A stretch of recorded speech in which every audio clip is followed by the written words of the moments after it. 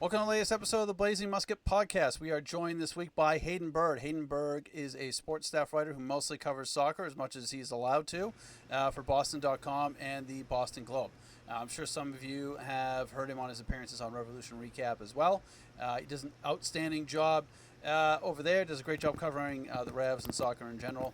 And he's here today to catch us up on both the Revs and Boston Legacy's developing stadium developments. And as well, we'll get into talking a little bit about some recently announced plans by FIFA, the MBTA, the Revs themselves in regards to the 2026 World Cup and the games that are taking place in Foxborough, which of course is not in Boston, but we all are going to go ahead and pretend that it is for a couple months next summer. So Hayden, had the pleasure of doing Revolution Recap with you a couple times. First time here on the Blazing Muskets, so really appreciate you coming on. And like to ask everyone how's your summer been so far, and what do you do for Boston.com for anyone that doesn't know already. Yeah, well, first of all, thank you for having me. Great to be here. Honored always to be on this podcast or Revs Recap, whatever it might be.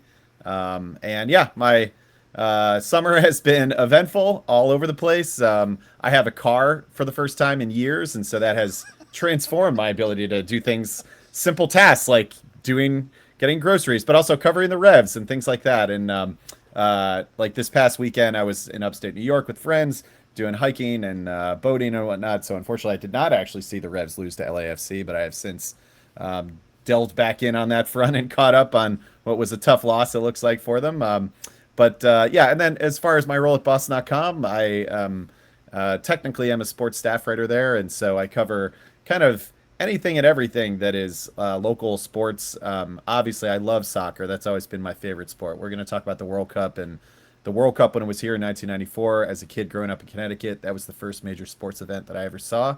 And so that's always been a primary interest of mine. And that makes me kind of, I don't want to say unique or special, because I always try to tell myself, you're not those things necessarily. But in Boston sports terms, it does make me a little more odd in a sense, maybe. And so that makes me, a little more able to jump into some of these specific things on soccer fronts that maybe my colleagues have less interest in, as obviously Patriots training camp is going now. But I do plenty of that as well. And so it's never, that's what I tell people about my job. There's never a boring day in Boston sports. So there's always something going on. So, but yeah, primarily when I can and when I'm able, and especially this time of year, and especially with all the news that's been happening, both on and off the field, soccer wise, it's been a busy time for soccer coverage for sure. Yeah, absolutely. I mean, we had Jackie Contreras on a couple of weeks ago, and just with Boston Legacy, there was 10 things that we had to go over in an hour, and that's just one of many teams in the area. Yeah, it's been pretty crazy, but yeah, like you said, it's certainly if the Revs have you down, there's plenty of other stuff going on to catch up with. Um, so how did you get into journalism in the first place? And you grew up in Connecticut, so was it kind of always the dream to stay in Boston, or is that just kind of did you have thoughts of running away from New England?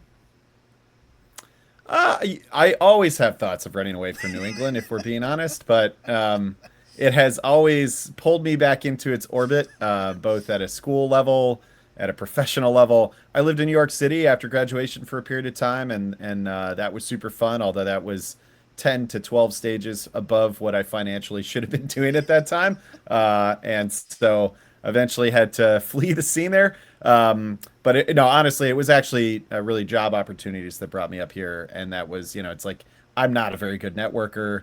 And as much as you always want to think that it's a meritocracy, sometimes getting jobs and whatnot, it's who you know and whatnot and things like that, especially early in your career. And I was just very lucky at a couple different stages. Like, there are a lot of people out there who are super talented and they just don't get a break. I luckily got, kind of a break a little bit at a certain point.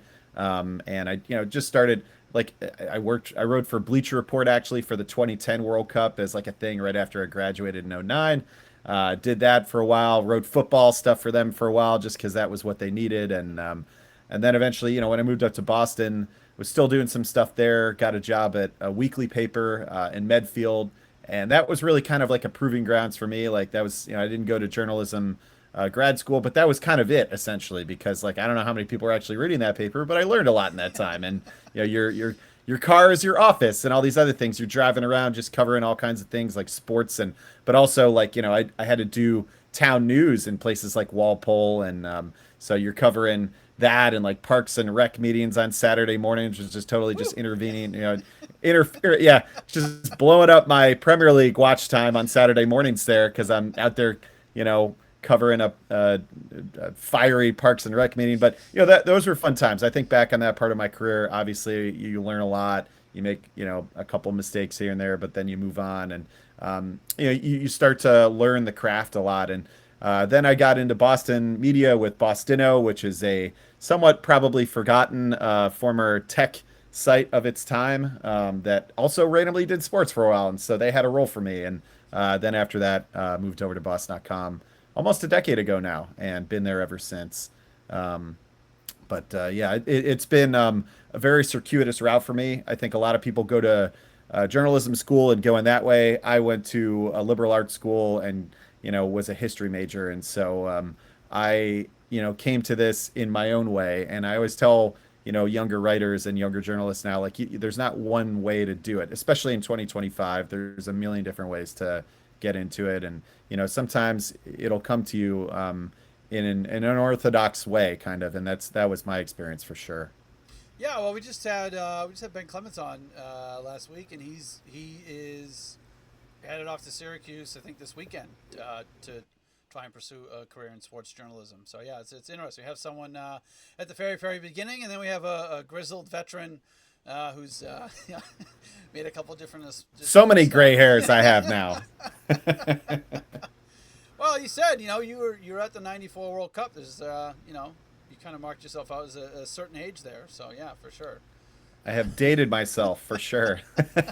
We saw Italy versus Norway at the old Giant Stadium, and Italy Wow. won on a Dino Baggio goal. And I remember none of the game honestly because I was a child. I just remember the scene, and I remember driving to the stadium and seeing all that excitement. I remember knowing the Italian fans would be good and being surprised by the Viking Norwegian fans. And we saw a fight in the upper deck because it's where we were seated, and Oh, wow. we had some classic New Yorkers sitting behind us who were, really added to the culture there. And it was a great experience. I loved every second of it. You hit up the giant highway McDonald's on the way home. My day and my life was kind of made by the whole experience. So I was in after that. I was all in on it. Yeah. No, I mean that's a pretty good way to kind of get welcomed into the sport and see what it's all about. Yeah, for sure.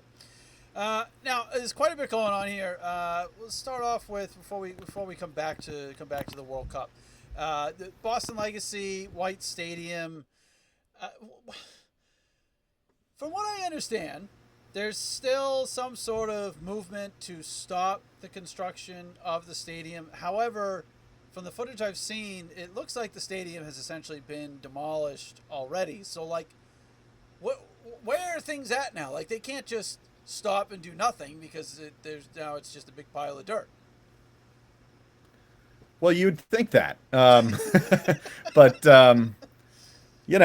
it's look, these, when you and this is I mean, this is a thing that is a tale as old as time in Boston of people opposing and not people. I mean, it's been local agencies, local politicians, whoever, over the decades have opposed and fought back tooth and nail against stadium projects, stadium revitalization, et cetera, et cetera. Even at White Stadium itself, there have been innumerable efforts to try to redo it since I don't even know the last time it had a real, touch up, or maybe goes back to when it was initially made decades ago.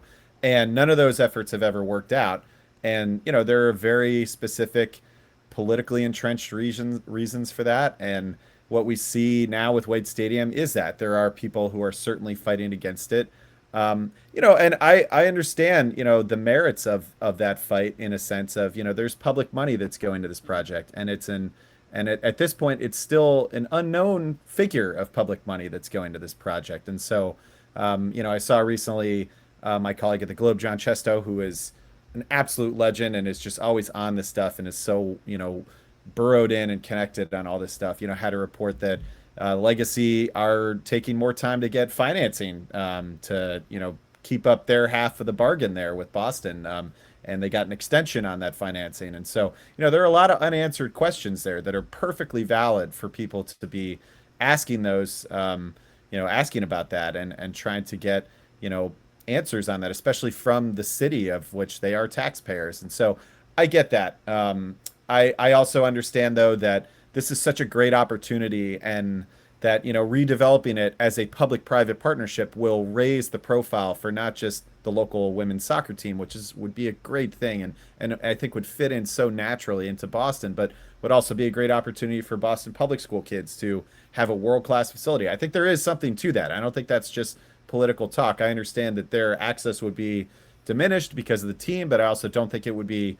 I think it's far from completely erased. I think they'd still be in there. It's just then however many game days a year, the Legacy would still want to use that. So it's a project that I have spent more of my time covering the other stadium project, which I know we're also going to talk about.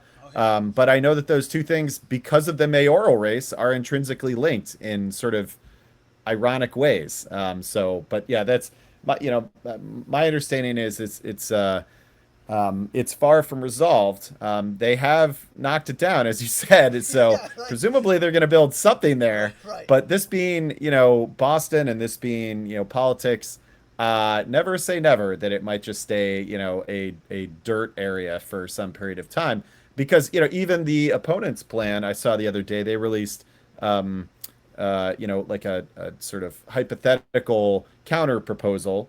But even that one has already itself doubled in cost from what they originally said would be their counter proposal. It was something in the order of 30 million, and now it's over 60 million. So, even Yeah, on these, counter proposals, they're having to grapple with the fact that things are expensive and they cost a lot of money. And sometimes they cost a lot more money than you originally thought, especially when, as we'll probably see, there will be some knock-on effect of, say, maybe tariffs and other things that will start coming down the line. And that's just one example. There are many other ways in which it gets stretched out financially. But yeah, I've been into that. I haven't been as zeroed in on it as I have been on the Everett side. But yeah, that's definitely.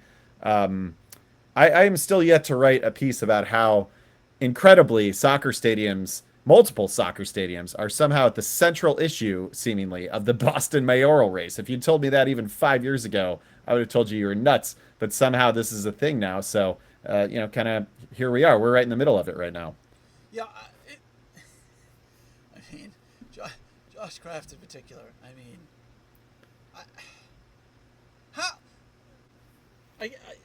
how we'll come back to White Stadium in a second, but like just I have to listen. I have to listen to this campaign ad every morning. Well, I'm trying to wake up, have coffee, check out my fantasy baseball team. I'm not really ready for the day yet, and I have to listen to Josh Kraft say that he doesn't support the city spending money on, quote, this is directly from his ad, a soccer stadium for billionaires. It's like, how can he say that when his brother and father, who are billionaires, and whether he likes it or not, he's also potentially going to be a billionaire. Like, he's saying, oh, I don't want billionaires getting a soccer stadium. But at the same time, when he was asked about the Everett Stadium, he said, well, I'm just going to recuse myself from that. I'll just step aside. And it's like this is insane. I mean, have you ever heard anything like this before? Like, that's a tough sure. position to put yourself in.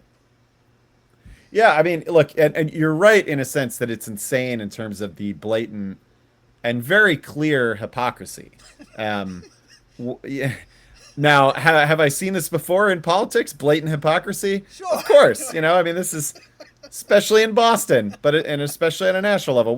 Pick a subject and pick a person. But yeah, I mean, it's obviously, it is, as I said, it's kind of an ironic hypocrisy of the dueling stadium projects where both mayoral candidates are advocating for one, or at least, are involved with one, and are sort of tacitly opposed to the other. I think it's more complicated than that, especially with Mayor Wu, where I think Hmm. she's not necessarily opposed to the Revs one, and we'll get into that when we talk about the Everett one. But as far as Josh Kraft, I will say I finally saw a Josh Kraft campaign sign out in the wild. Unfortunately for him, it was in Norwood, and so I don't think that vote will count in the Boston mayoral race. And I saw the last poll that we had was almost a month ago now from I think Suffolk and my Globe colleagues, and it had Wu, lapping Kraft like 60-30. So at this point, it's just you still see the ads, as you said, you see them all the time. They're very aggressive, ad spend there, campaign spend, and so they're out there. But is he making inroads? I mean, I won't pretend to understand all the intricacies of the campaign itself, but I do. I'm friends with a lot of the people who do, and they always seem to remark whenever there's any actual difference in the two, pitches essentially to voters. Because Josh Kraft understands that in order to win around here, obviously you're a Democrat and you have to appeal to a lot of people on the same grounds as the current incumbent. But unfortunately, that means you're not really separating yourself too much, and so I think he's looked at this White Stadium issue as the wedge issue that he can maybe use to try to peel off voters to his side. But as you clearly pointed out, and as people I think are eminently aware at this point, who his family is and what they are trying to do simultaneous to this in Everett, it really undercuts the whole thing. And ironically, it is not helping the other side of the craft operation of the Revs trying to do their stadium in Everett when you have then Mayor Wu making what essentially was a campaign stop over in Charleston 2 weeks ago or whatever. Charlestown. I says Charleston, geez. In Charlestown, with the stadium, with the proposed area, over across the Mystic River in Everett as the backdrop to that, and just windmill dunking on the Crafts over this whole issue because it was all craft group this, craft group that. There's very few mentions of the Revs as a specific organization, which really to me was the tell of this whole thing. Was like I want to get people to associate, that with craft group bad, basically. And so you're like, okay, so this is transparently a campaign thing. So because then what I hear from multiple people, sort of on background and just sources, is that behind the closed doors, the negotiations are, I don't always say they're going swimmingly, but they're amicable. They're not in the terms that were characterized in that fiery speech from Mayor Wu. They are proceeding somewhat normally. They're working with a mediator now, and if they don't get that done, they'll go to arbitration. Like this is all going to happen.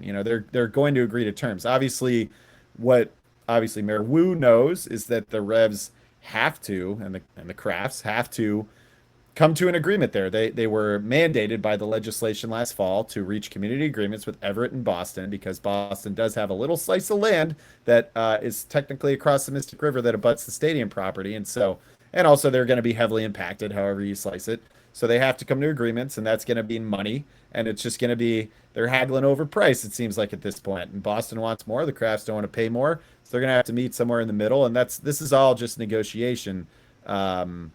At this point, it seems like. But as far as the mayoral race, I mean, that's just such a monkey in the wrench there for both people involved here, or both sides of the Kraft version involved here.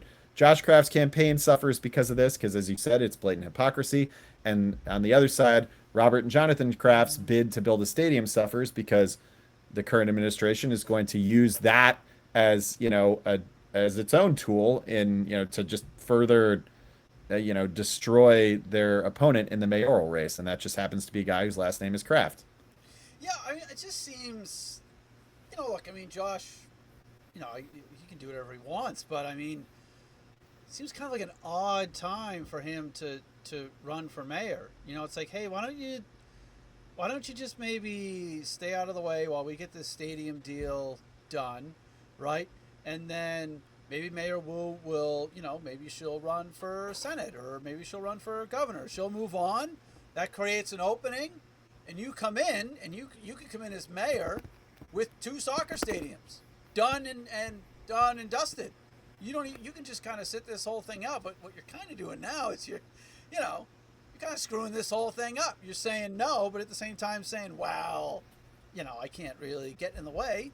The other thing too, like his campaign ads multiple campaign ads have said something to the effect of like, well, it was a woman said, oh, Josh didn't go into the family business, and then Josh said, I chose a different path. It's like, what is he, Michael Corleone? Like, what do you like? What do you like?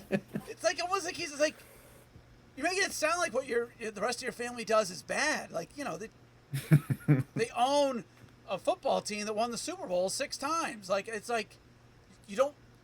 Wouldn't it be better to be associated with a winning organization? I mean, you can't talk about the rest of that, but just stick to the Patriots, right? I don't know. It's just bizarre. But Yeah, I mean, I don't have a question there, but No, I mean, this is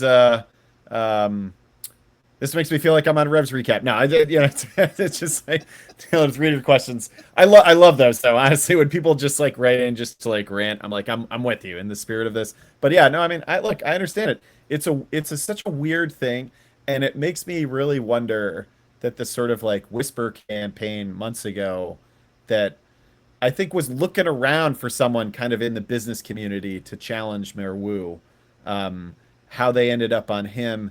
And it kind of seems like maybe he thought for like, they had him to a dinner or something and they talked him into it. He's like, yeah, I could do this. And then like, he's just been, like Sideshow Bob just stepping on rakes basically ever since, being like, no, like, and I feel bad for him because, like one of my colleagues kind of knows him and like, says like, vouches for him on a personal level, says like, he's a good guy. He does stand by what he says. And I totally understand, like, I'm sure he's a perfectly nice man and he's just, legitimately trying to run for mayor and do what's best. But the way he's gone about it, I mean, I think he's already made changes to his campaign staff, which is the universal sign of success, clearly, especially with the polling numbers, And so it's like, I think he's just struggling and I think he's just looking to close out this race in a dignified way. But we still got months to go here. I mean, it's like, the election's in November. So there's going to be a lot more of this, it seems like. And, I mean, who knows? Maybe it might, in its own way, because of just politics as it is, like wind up being a little bit closer.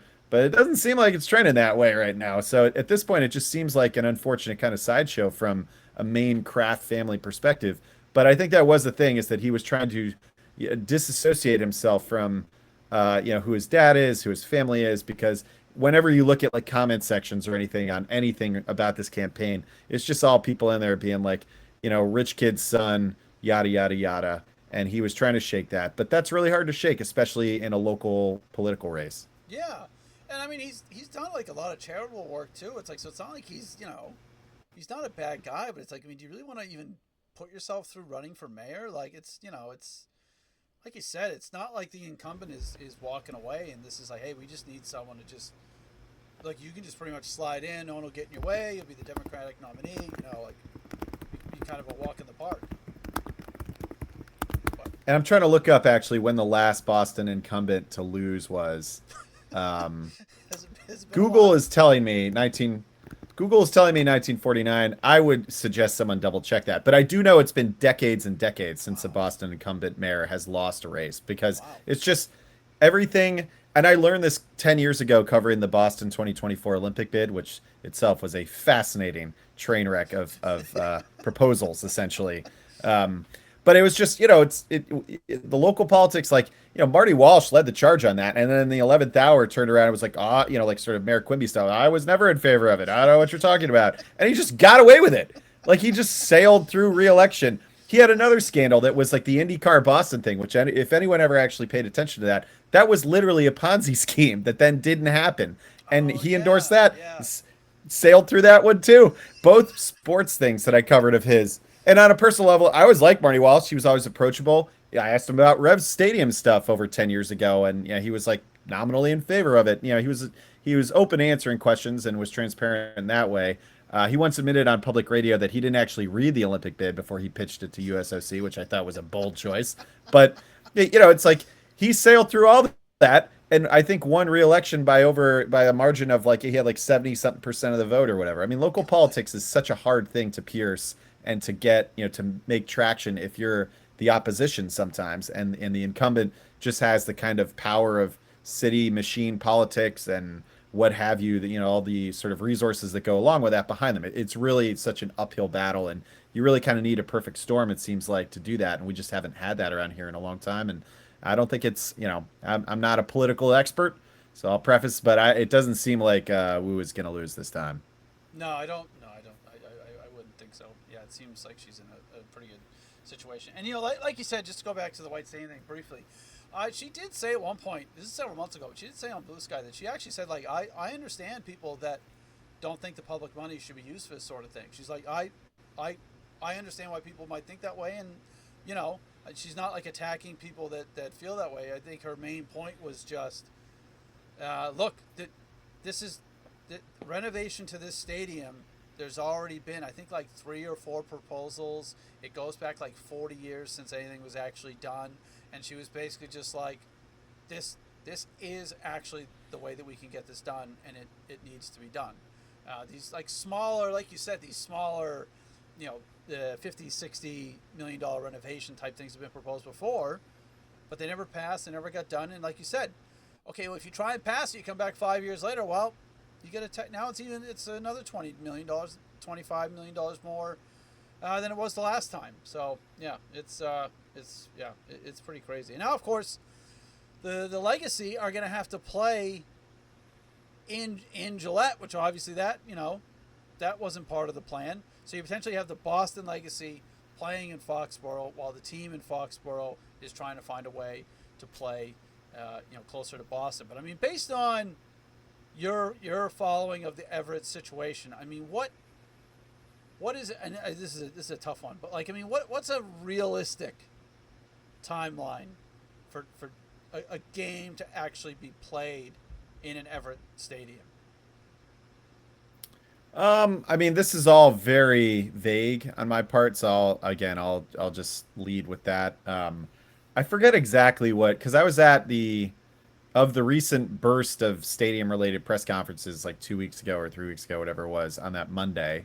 The afternoon one was the Everett one with the Everett mayor and also Brian Bolello, president of the Revs. And in that, I forget, I want to say Bolello sort of talked about a timeline there. And basically his point was just, we're so far away from this, sort of a message to local residents and whatnot who are concerned about opposition and whatnot, is like, they're nowhere near even taking stuff down, let alone building a stadium. So this is still years away because they still have to go through, not just coming to these community agreements, which I think is going to take up the rest of this year.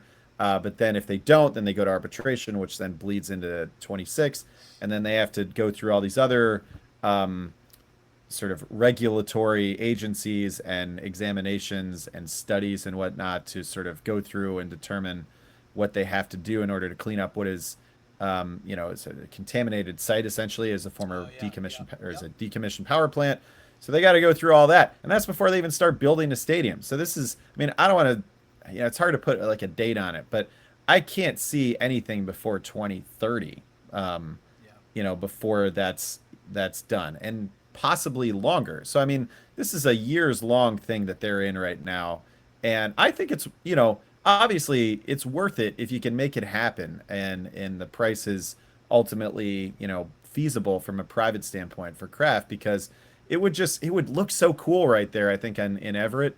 And it does seem like, from what I've seen from covering like community meetings in Everett and Charlestown, is that people there aren't like a hard no. Like I mentioned covering the Olympic bid, people were a hard no on the Olympic bid. People showed up to, like, it was like a scene to show up and like protest that and just, in ask questions that were clearly trying to get them to talk about why this was a bad idea. It was like there was hard opposition to that. I don't get a sense that there is hard opposition to this. There are people who are opponents. There are plenty of people, I would say a majority of people are kind of undecided, you could say, if we're talking politics, in terms of like, like there are people, they could kind of go either way. They're kind of skeptical, but they're not a hard no. And then there are people in Everett who are big soccer people and who think that would be cool and think that would be a good thing for their community. And so there's, I would say, from what I've seen, and granted, these are community meetings, this is not like official polling.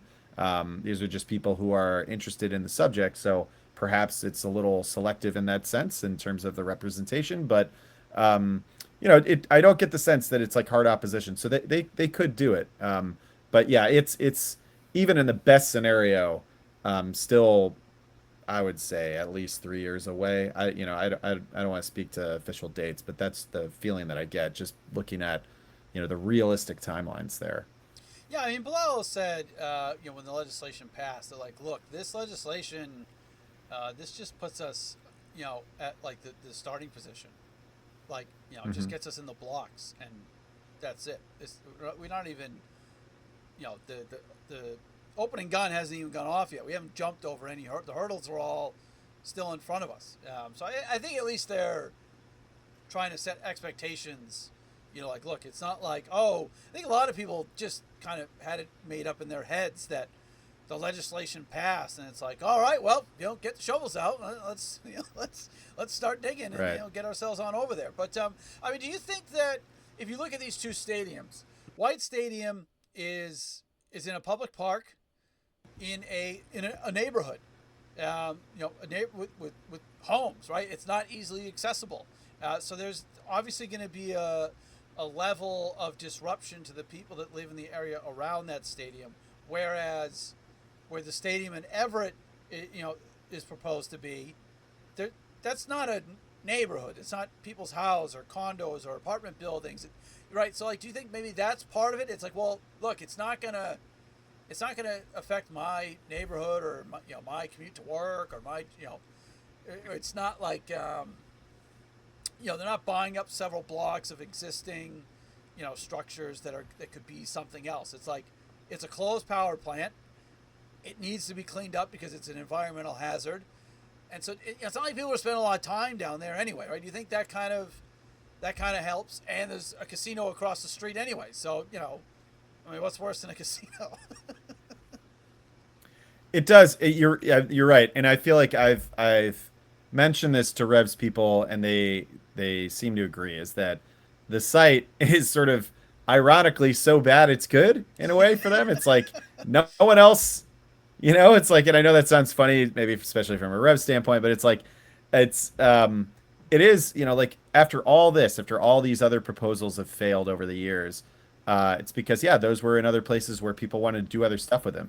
In this site, no one has stepped forward to do anything with it. Like that's what the Everett mayor will always, fall back on that refrain is that no one else is coming. He hasn't quoted no one else is walking through that door. He hasn't gone that route, but yeah, it's like it essentially is that though. It's like no one else is coming to redo that site, and so from a Rev standpoint, like this is their chance because like they could get in here. Like no one else wants this, and this is actually what a rare big parcel of land that you could plant a stadium on. Parking, not so much, and all these other things. Like you need to. I mean, this is the part of the other thing in terms of timing is like you would need to do other infrastructure upgrades around there to like the footbridge from Assembly Row that connects that with the casino. That would be huge because then that, in terms of public transit, connects you to the Orange Line sort of indirectly there. And it's not a bad walk. I mean, it's all right there. Redoing Silver Line or whatever other things like Sullivan Square doing upgrades there. Like you need to do all that stuff in order to make this work. But that site itself, yeah, I mean, it's no one else is raising their hand to, take down a decommissioned power plant and build it and build anything there. So, yeah, from a Rev standpoint, that kind of is ironically like an asset for them in this ongoing conversation. Yeah, I mean, the Everett mayor for sure seems totally, totally on board with it.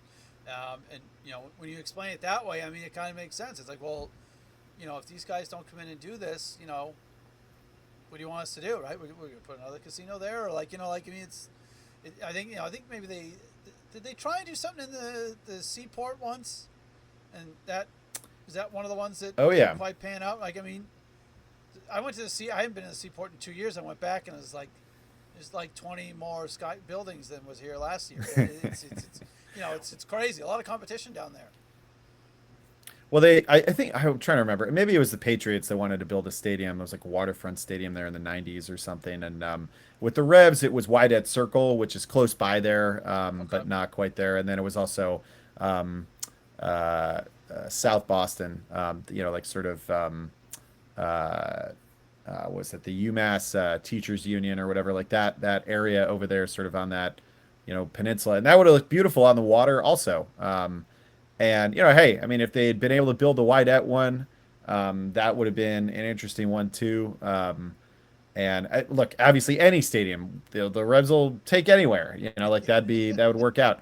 But it's just, I think they tried. Speaking of Assembly Row, I think they tried in Somerville 10, 15 years ago, and also that didn't work out. But again, it's because these places were also desirable to either people who were already there and wanted to stay there, or to people who wanted to do other things with it, and didn't necessarily want to have to make room for a giant, or comparatively giant stadium. Obviously, it's not actually that giant by other stadium standards, but in terms of building any other sort of project, like that's a bigger one, even a 25,000 seater stadium.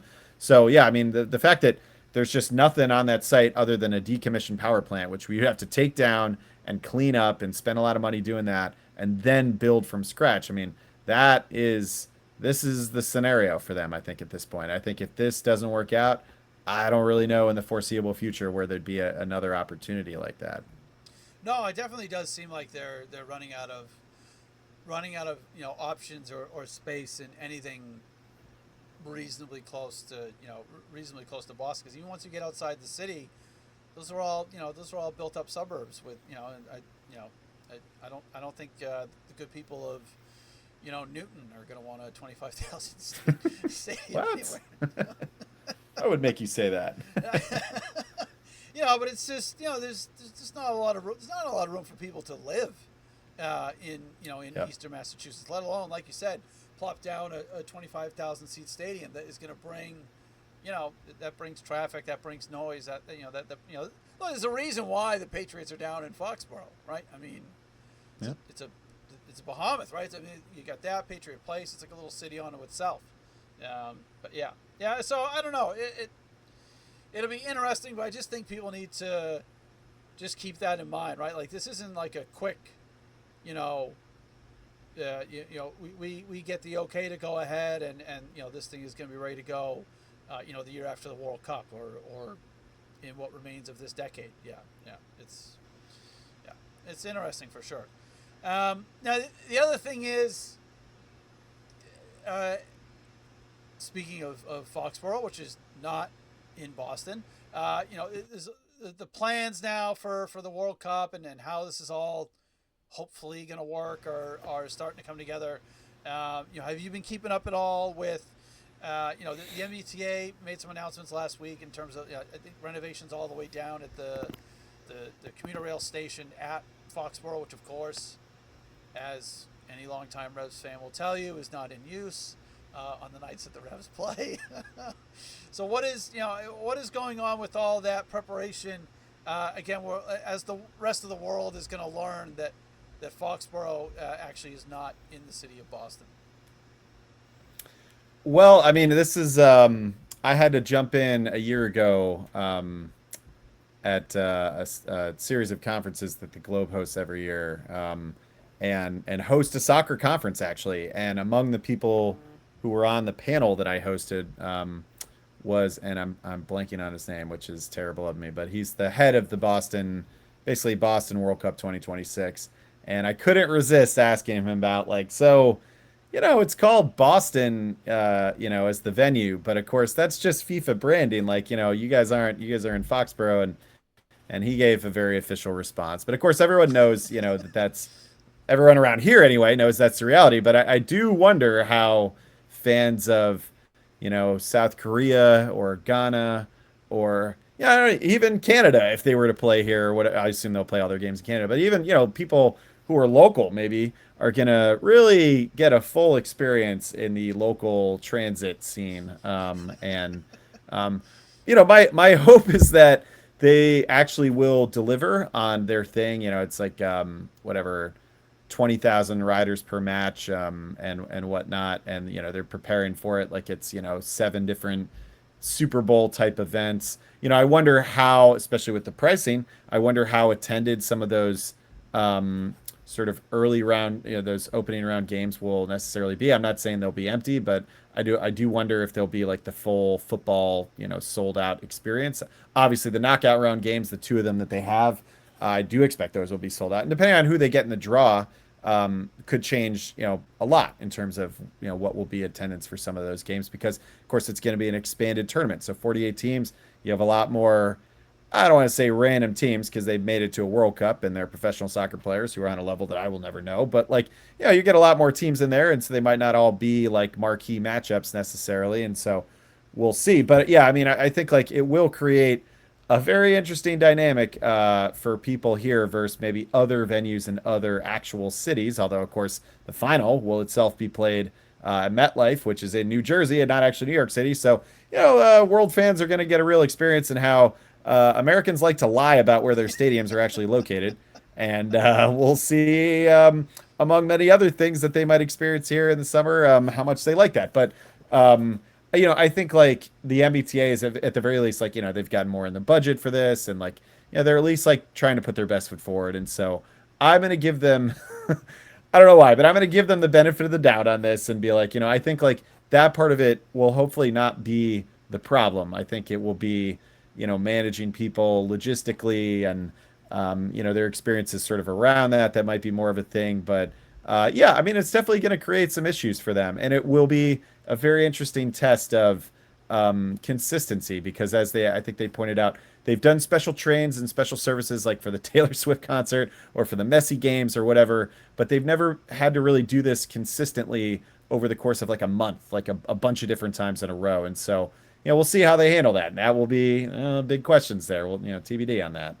Yeah, well, I think what's interesting is, our experience or most local people's experience is that okay, if you're going to Gillette and there's 65,000 people there, for a Patriots game or Messi or Taylor Swift or whatever it is, most of those people live in the local area and are driving the car that they own to a parking lot. This potentially, right? This has the potential. Okay, they can get 20,000 people there for a game, but it seats 65,000. So what if you, like you said, what if you get, Italy against, Brazil in a first round game, right? Like, that's exciting.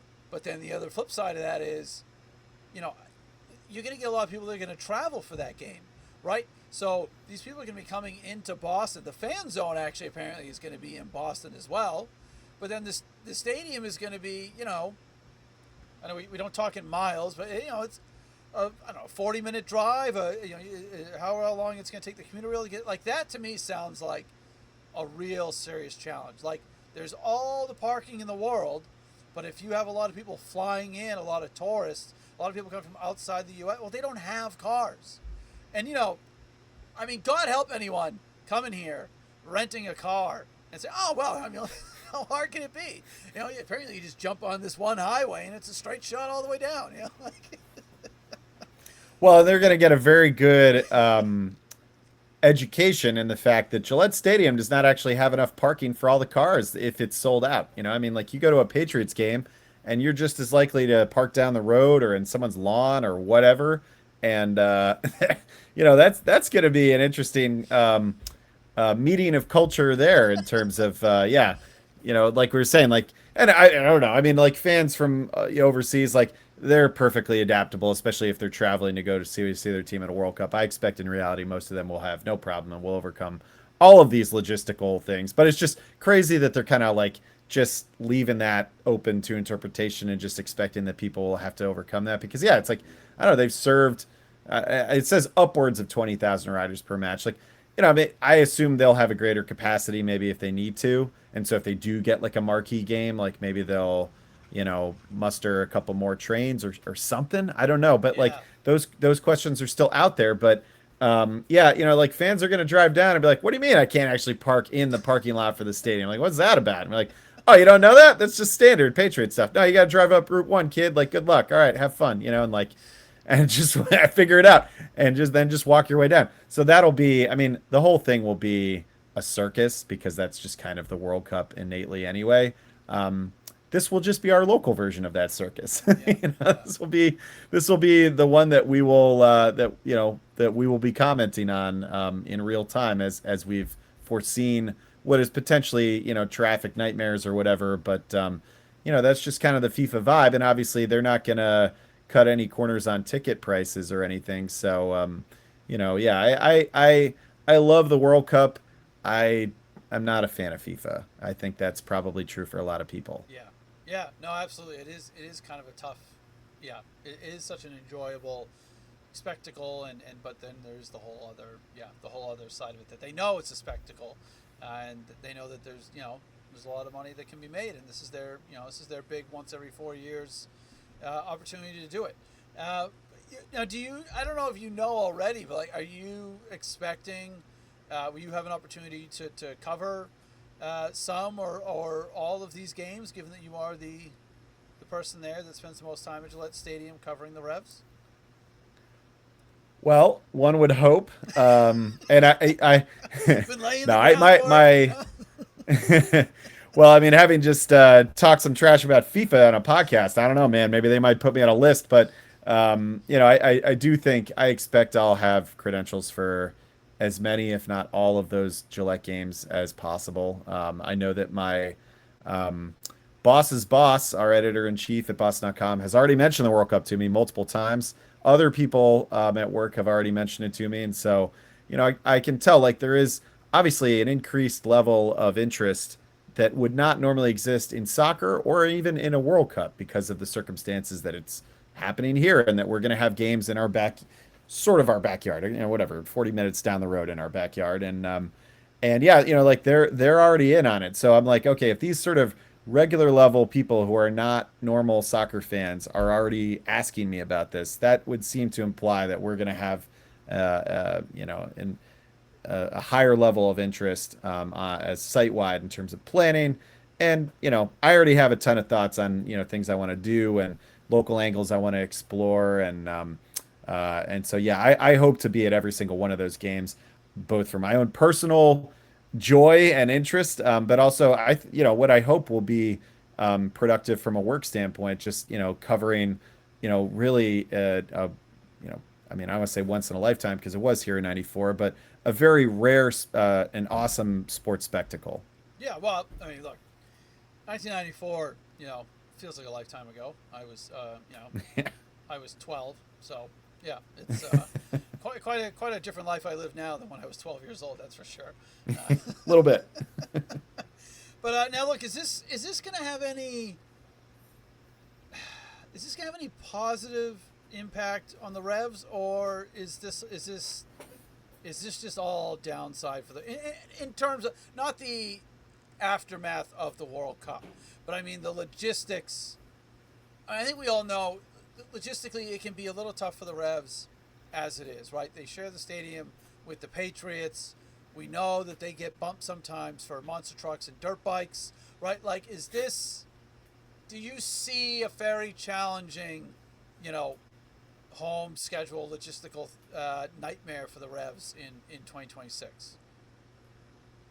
I mean, I need to double check on actually what if MLS has said what their plan is for this because obviously they schedule wise are one of the only leagues in the world that will be potentially playing regular season games in that time, and so I assume there will be I think maybe they a have to pause or something. pause. Yeah, yeah, They have to pause. I mean, yeah. I should. I'm sorry that I should know that, but yeah. As far as in general terms, I mean, obviously, the Revs have no problem creating their own challenges and obstacles for themselves in a normal year, as we've seen. But I actually don't know how much of a hindrance this will be for them, because the stadium, and I know that maybe we were going to get into this, but yeah, the stadium will be by FIFA regulations. I mean, it will be changed in a couple other ways. Like I think they're going to change some of the seating areas. They have to. My colleague Frank Delapa knows much more about this because obviously he covered '94, and so like they have to change. The benches have to be on the different side than they are for MLS games because of FIFA regulations. But you can't do that in the current circumstances with the way the stadium is built. It's built for football, so they need to change some of the I think seating areas essentially in order to create a little more space to get the benches on the other side, Yeah, yada because yada there's yada. seats. You There's like can't. sideline seats over there. Yep. Yeah. And you also can't have benches behind. I think it's behind the sort of wall, the branding there, which is how it currently works. You can't have that for FIFA, so you have to be in front. So they had to change a bunch of things to the stadium anyway. But then also they need to put in natural grass. That's the main mandate from FIFA.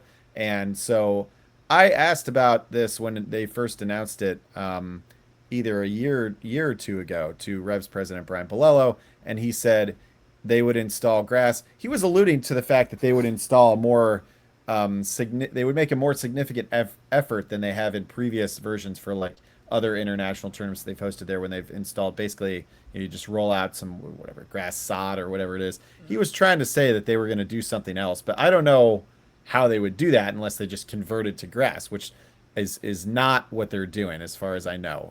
It's going to be another temporary effort. They're going to install grass. My guess is probably in mid to late May. Then the tournament starts in June. They'll have grass for all of that.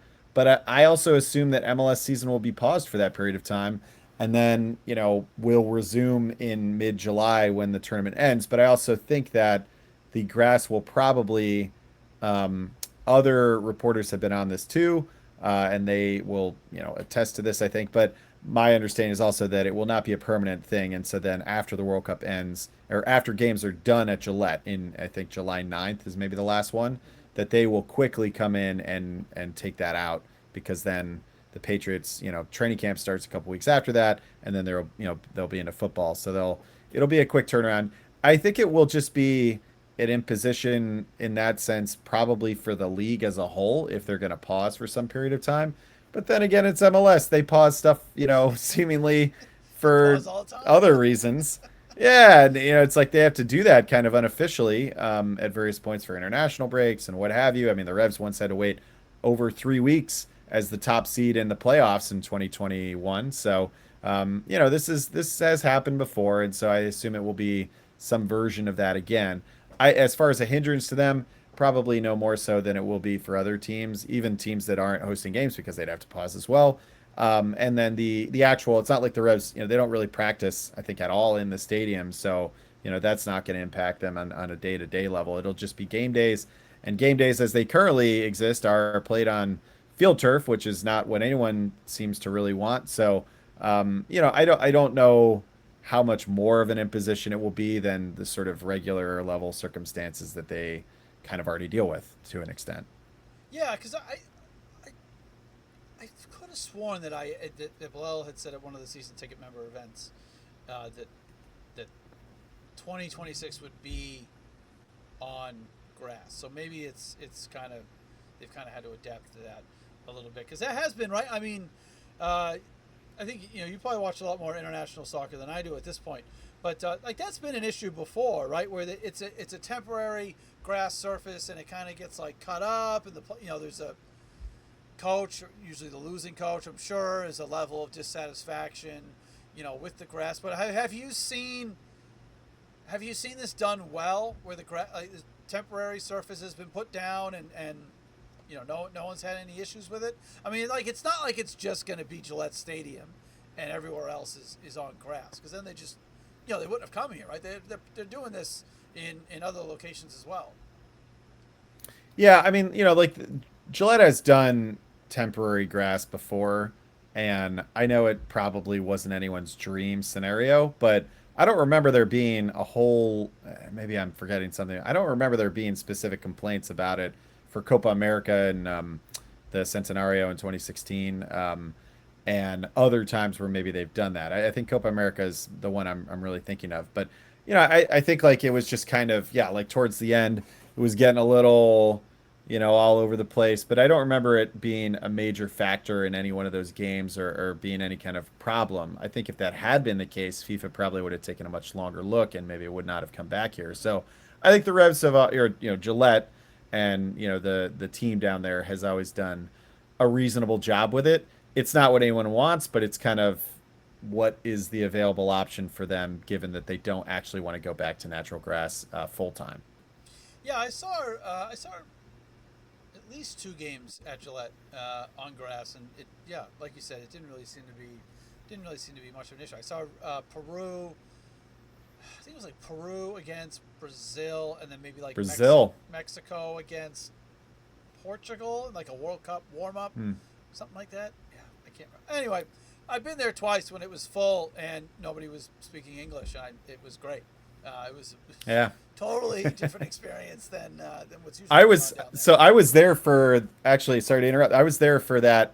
I covered that Peru Brazil game, and that was maybe the most intense press conference I've ever been a party to afterwards because Peru beat Brazil and Yeah. knocked them out of the group stage, which was an absolute national scandal for Brazil. And poor Dunga, who was their manager then for the second time, was basically fired on live Brazilian television afterwards. Like they had, it was like the UN, like they had a guy in a booth next to it translating, and we had headphones on, English speaking media to translate the Portuguese. And so we're just English speaking media. We didn't get a question in because we just deferred to our Brazilian colleagues and gave them the floor. And these guys, it's like, as we were saying before, it's like one of those things where it was like, do you even have a question? I think Dunga even interrupted at one point, was like, do you even have a question? And the guy was like, no. And another thing, blah, blah, blah. And you're listening to this all in the translator. So it's like this guy in a sort of monotone voice being like, do you even have a question? No. And another thing. But it's like, it was this very like silly, indirect scenario where I felt bad for the guy. Obviously I understood circumstantially, like he was done, like you can't lose to Peru. And then I just remember Peru's manager, Ricardo Gareca, with the long hair, looked like a 70s rock star. And he was, I don't even remember, he may or may not have been smoking a cigarette at the post-game press conference. And that was like his moment of absolute victory. So it was just, I'm excited to cover these games, international games back at Gillette, because usually, there's something to them. There's a little more, there's, a little more chaos, a little more, worldly flair and just enjoyment to it that, from a media standpoint, unless you're the losing coach, in which case, look out. Yeah, I mean it's yeah, obviously it's taken very seriously, and it's pretty consequential. But yeah, as someone that was there, not cheering for one team or the other, I was like, this is amazing. Like I felt like I was in a different country. I mean, it was like a whole, again, just a totally different experience. So maybe if I start saving now, I'll be able to scrounge up enough money to get a ticket to one to one game to maybe Right. to maybe feel that Yeah. again. All right, look, we're coming up on an hour here, but if you could pick, and just ignore whether this would even be possible, pot A, B, C, D, whatever. If you could pick one, like, okay, Hayden, you're actually only going down to Gillette to cover one game at the World Cup, but you get to pick the two teams that are playing. Who would you want to see if you could? One World Cup game at Gillette, that's all you're getting. Who do you want to see on the field? Man, that is tough. I mean, 2 out of 48. I think right. I think instinctually my mind would say Argentina versus Portugal, because you would get, I assume, still some version of Messi Ronaldo, just because I don't know. Actually, I forget if Ronaldo is formally retired, but it's just one of those where it feels like it's a soft retirement if it is true, and I don't totally believe it. But I don't even know if he would start. But just like the atmosphere there. I mean, I've been there for Inter Miami games when Messi is there, and it's obviously just incredible. And to see both those legends, whether they actually were on the field or not, but I assume they would be. And either way, I mean, Portugal, even without Ronaldo, are a really great team at the moment and have like, a generation coming through that's awesome and very impressive, and they'll be one to watch. I think if we weren't going on star power, I think, I have British heritage, so maybe I would say England, and then I would say, someone like Spain, just because of the level of star power there, and that would be just such a great game. But yeah, I mean, if I really had to pick one, I guess I would say Argentina versus Portugal, just because of like the sort of pageantry around the star power, and also just the fact that those are two quality teams, and the fans would be obviously unbelievable, and there are strong local bases for both of those fan groups, and so they would be well represented, and that would be a great one. I'm, have being put on the spot. I'm sure I'm forgetting some like obvious matchup here that has even better local ties, but just the ones that pop into my head. I guess maybe that's basic, but that's the one that I would probably really want to be there for. Yeah, and I think that's what people are really hoping for, right? Is look, like, let's just, let's hope that we get a couple of marquee, or at least one of the teams involved is going to bring a big crowd, and we get a great experience, because yeah, it might not happen again for another 30 years, and who knows Right. where we'll be. It's then. tough just because with the expanded field, and I have to review the format again because I know there are going to be changes, but it obviously with an expanded field, it sort of it further makes the possibility of a matchup like that happening in the group stages less likely, and you're going to be less and less likely of having a really compelling group of death, as they call it, and having all these like big teams playing each other early in the tournament. So, more likely it would be like, hey, which sort of mid-level team would you maybe want to see play in Argentina or in England or Spain or whatever, and there are plenty of answers to those questions too. So it's like there's really not a game out there. Like I don't know, man. I play Wednesday nights in a league with my friends, and I'll show up early, and we'll just be there like watching other games, and be like, I'm very compelled by this. It's like you put a game of soccer on in front of me, and I will probably invest myself in it and be like studying who plays well and the tactics and whatnot, regardless. So, but yeah, I mean, if that yeah, there are obviously some dream ones, and that's always kind of floating top of my mind.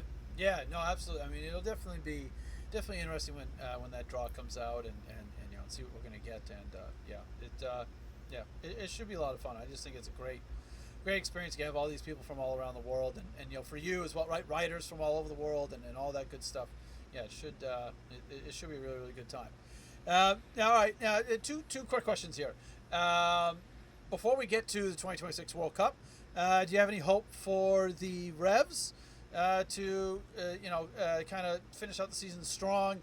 And if not, is there a European team whose attention you may be switching to as a fan, obviously, now that the European season has gotten underway? So on the Revs, I mean, like I said, I wasn't there Saturday. I've since watched that game 1.5 times. I don't even know why I did that, but I've watched it through fully. Rewatched part of it just before we recorded, just as like, did I really watch? Did they really not have shots for that whole stretch of the game? No, they did. They did not. Okay, so and I maybe that kind of answers. I don't believe there's much hope there. Like I don't. I feel like I'm too nice to be as good at my job maybe as I could be sometimes, and I'm always like empathetic towards guys who are in the struggle. So I've been reticent to kind of really drop the hammer in writing in what I write about on Caleb Porter and Kurt Analfo, but obviously it's not gone well, and it's not. I know like Carlos Hill had comments about it that my colleague Frank Delapa wrote about in a really good piece that went out today, just being like, they need to change. Yeah, interesting. And it's like Carlos, to his credit, has been very candid at different points. Like earlier in this year when they got 1 point from the 3-game homestand after they did all that work on the road to get back to a point where they were maybe in the race. And he said, and we asked him, we were like, oh, well, you got a point tonight. And he said, well, it's been bad. It's like, okay. Yeah, he just straight up said that. And, it's like, we asked him, after Turner came back and they actually won against Montreal, like, oh, okay, well, so is this team maybe starting to round into form really at the perfect time? He's like, well, really, the perfect time would have been like 2 or 3 months ago. So, he's always very honest with us, which I appreciate, and which, especially as captain, like that's the level of candor and just drive that you would want from someone who clearly does care about the team and about the club and wants to be the best and to be playing with the best. And but they're not there, and they're not going to get there, and we kind of know what they are. And I know that they're maybe trying to make one more signing. To me, that's maybe if they bring another player in, that player will be good. We'll see. But right now, it just feels like, what are you doing? Because I mean, now they're even farther out of even a play-in game, and you have 8 games left, and it just doesn't seem like it's really even possible at this point, let alone probable. So, and then at that point, you're just looking at, the current sort of administration, if you want to call them that, feels pretty lame duck at this point in terms of, especially, I would say, for Porter. Analfo, I think I was talking about this recently on Revs Recap. I assume that he would go too if you got rid of Porter at this point, because, that just feels like how it would go, maybe. Like you would want to have a clean slate. But I'm less certain about that. But yeah, as far as the Revs as a team go for the remainder of 2026, what looks good for them maybe is just playing out the string here and then making some changes at a higher level, because it seems like that's necessary at this point. Just clearly based on the I wouldn't even say subpar, just as I would borrow from Carlos and just say bad results that you've had, especially at home for most of the season at this point. Um, then beyond that, obviously, from my own standpoint, like I said, I am compelled by soccer games, big and small, wherever they happen, at any level. You put it on in front of me, I'll find something that will captivate me. But it's my allegiance. Ever since I studied abroad at the University of East Anglia in Norwich, England, has been with Norwich City, and the my Brave Canaries have never. No team has been relegated more from the Premier League than Norwich City. I think that's still true. I kind of like that stat in a way because it's like, hey, you wear that as a fan base, and it's so different, obviously, than what American fans experience with no relegation, where it's really, yeah, it's a bummer when a team goes down, but then also they pop back up in this other league where suddenly they're pretty good again, and it's like then I've also watched Norwich win the championship, and so for all my friends who are fans of maybe upper or mid-level Premier League clubs that are way better than Norwich but haven't won anything, I'm like, well, at least I've seen my team win the championship twice, and have play like a record-setting season in the championship a couple of years ago, and really succeed. So, having said that, they're off to a perfectly mid start. They're 1-1, and a game they probably should have won that they then lost, and then a game that they maybe could have lost that they then won. So the championship is pure madness, but it's great entertainment, and it's more games. It has maybe a slightly older, or at least it used to. It's less true now because it's become there's more money in the league and it's kind of become a little more cosmopolitan. But it for a long time had more of a sort of classical kind of almost 90s Premier League to it in terms of style. And it's a super fun league. I love watching Norwich, and if I ever get a chance to go back to Norwich, I'd absolutely stop by Carrow Road because it's a great scene. Speaking of local fan bases and whatnot, and but yeah, that's my team. They've always kind of been my team. I would say I'm ride or die, but I mean the truth is like I'm a pretty casual fan of them just because I got so much else going on. But they are cool, even though they take a lot of heat from people for just always getting relegated. But I would say that's not a them problem. That's a larger systemic problem of the Premier League and greater money in the game and whatnot. But those are my guys. Revs, I think I want to say stick a fork in them, but I think you can stick a fork in them if we're being realistic here. Yeah, I do really appreciate Carlos's honesty because he said in that in that clip he's like, well, we've been losing a lot the last couple of years. It's not good. I remember there was another, I can't remember what game it was. There's too many, right? But like somebody said something to him like, hey, you really turned around in the second half. He goes, well, yeah, but we were horrible in the first half. Like the first half, like, he just comes right out and says it. Like, yeah, it was a disaster. Yep. It was like, yeah. So I do appreciate that he just is, this is what I think. I like the time they made him play in the snow. He was very forthcoming with what he felt about playing in the snow. But like that was one of those times where he was very, very candid, and I loved that, and I think the fans loved that because maybe it was like it sounded like excuse making at the time, but it was one of those times where he just like couldn't stand MLS's nonsense, and he was like, "Are we serious right now?" And then obviously said a much more stronger quote, which is now famous. We always appreciate Carlos and his just sort of direct honesty with with some of the problems at the club. Yeah, absolutely. And like you said about Norwich, I mean, I don't know. In order to get relegated that many times, you have to get promoted a bunch of times, and the Premier League has got to be. That's got to be the hardest league to stay in. I mean, it's just you just need big, huge stacks of money. It takes a while. You gotta get up, stay up long enough to get on that money train, and then you can becomes harder and harder to go down. But yeah. All right, Hayden, we are well past an hour, so we really, really appreciate the time here. Where can people follow you on social media? And again, if they don't already, check out your work on Boston.com. What's the thing that they can look forward to after the some of these upcoming Revs games? So I think, well, I mean, unfortunately, it might be some more dour coverage of a bad team, but you'll get the facts from me, and and maybe a little bit of analysis, but no, I love covering the Revs in good times and bad, obviously, because the fans are always there. or the fans who are there are actually really great. I always say pound for pound, Revs fans are the best in New England, and because they kind of have to be in a sense. And and as far as where people can find me, I'm not as active on social media, and my blue sky is pretty random. I post about all kinds of stuff on there, but they can find me and Twitter still at Hayden H Bird. And yeah, you can find me on Boston.com and periodically on the Globe when I write about weird marathon stories involving dogs interrupting the race and other topics of that ilk.